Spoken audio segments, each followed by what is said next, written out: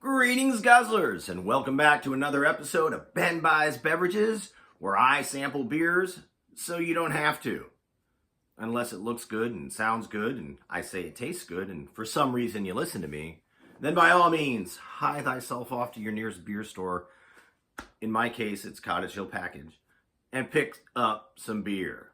Anyhow, tonight I've got a fun one. I've had beers from this brewery before. It's a Fat Orange Cat beer.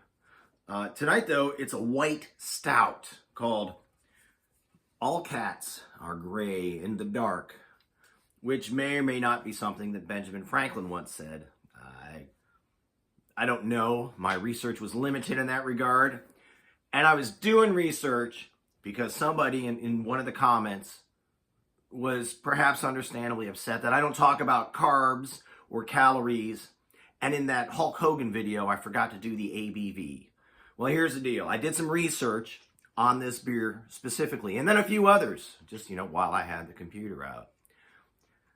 As near as I can tell, unless the beer comes out of Europe, this stuff is very difficult to find, and it's certainly not anywhere that I can get to beyond the alcohol by volume. Because, like in this case, Fat Orange Cat, they put it right on the can, which is what smart marketing should do. Put all this info on the can. 7.2% alcohol, by the way. Let me crack this open real quick. Pour it up. Sounds good. And then I'll rant some more about poor packaging. Because look, I'm a sucker for good packaging, and by that I mean art and maybe a clever name. And honestly, as you might imagine, I don't care much about calories or carbs, even though I probably should. Ooh, it smells good. Is that vanilla? Maybe. Now, ooh, I'm distracted again. Oops, almost spilled it. That would be bad. Yeah, maybe a little bit like bread. I'll huff it more in a minute. Ooh, and it didn't fill up my glass there. I like that. Now, I know most stouts are much darker. Orange. Maybe vanilla. I don't know. Let me taste it.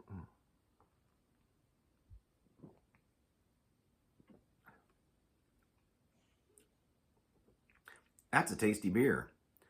And unlike traditional stouts, it doesn't taste like burnt coffee. Not that there's anything wrong with burnt coffee, mind you. This is pretty tasty. You can smell it as you're drinking it, and that makes it even better. Unless, I guess, you have such a head cold, because I do have a cold, you've probably noticed my voice, that you can't smell, and then I feel bad for you. But this is really, really tasty. It's tasty. It's cloudy, and I don't mind. I should give this a number, and then I'm probably going to sing a song, because that's what I'm in the mood to do. Because now I can hit the deep notes. Elvira, giddy up, boom, bop, mow, mow. See, I can't normally do that. But tonight, take advantage of it. This is, smell-wise, it's 10 out of 10. Taste-wise, I'm just going to say 8 out of 10 bottle caps. I like it. I would buy it again. But like an orange stray cat sitting on a fence, ain't got enough dough to pay the rent. I'm flat broke, but I don't care. I'll strut right by with my tail in the air. Stray cat strut, I'm a lady's cat. Feline Casanova man, hey that. Get a shoe thrown at me by a mean old man. I get my dinner from a garbage can. That's the only part I remember. It's good. Maybe I'll upgrade it to a 9. Anyhow, the point being, run out and buy this. It's a tasty beer. It's difficult to find facts, unless I was using the wrong search engine, which was Google. Anyhow, if there's some convenient site that you're aware of, where at the touch of a button, I can get all the calorie and carb count facts about every beer, or most beers, Let me know in the comments below. Cheers!